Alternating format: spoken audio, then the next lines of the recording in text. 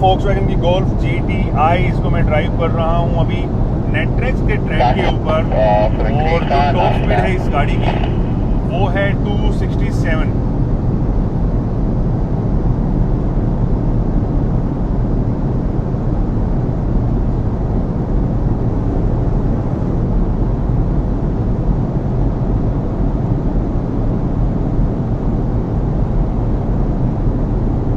लगातार 267 की स्पीड पर पूरा का पूरा लैप मैंने किया है।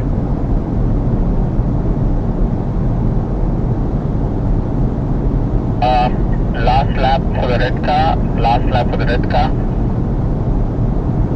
और लास्ट लैप है हमारा, तो चलो इस लैप को पूरे को ही 267 पे करते हैं।